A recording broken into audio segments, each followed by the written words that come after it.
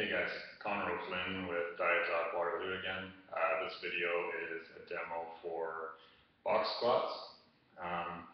The reason that we would use a box squat instead of a freestanding squat is to encourage the lifter to sit back a little bit, maybe engage posterior chain, glutes, hamstrings, low back a bit more than they normally would.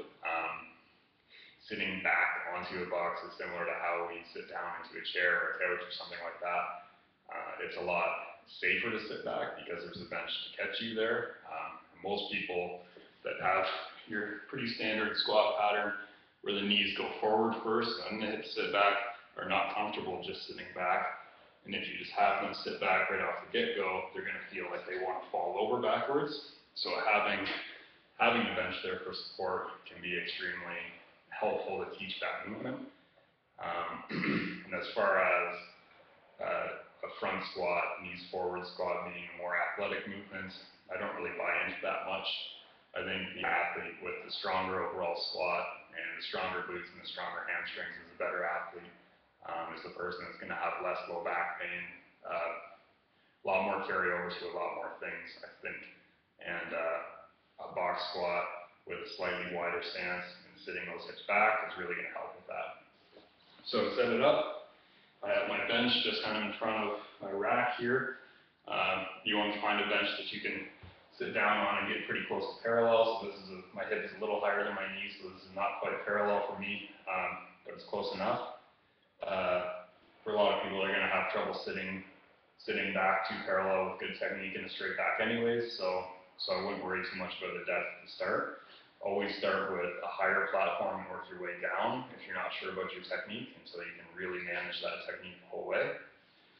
But bench just kind of behind the rack a little bit. Set up my squat the same way, so get under it. Rack it on top of my shoulder blades. Set up my nice straight spine right here.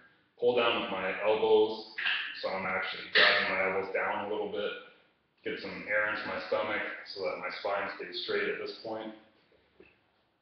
And get my feet a little bit wider than my shoulders for this. You can flare my feet out just a little bit, my toes out just a little bit instead of pointing straight forward. And then from here you're squatting and you're thinking about moving the knees as little as possible. So elbows still pulling down, knees pushing out as hard as I can to activate my glutes. Still have a flat foot on the floor. And then hips are moving straight back. Spine doesn't change position because my core is active, my glutes are active the whole time, which means I don't start out arched and then tuck. I start out with a neutral spine, lower under control. Spine position stays the same the whole time. And I accomplish that sitting back kind of movement instead of a knees forward kind of squat where I'm going to do a lot of damage to my knees over time. Just like that. So again, a lot more posterior chain involvement, probably a lot more carryover to most sports, anyone that needs power in the hips, which is pretty well everyone. So give it a try.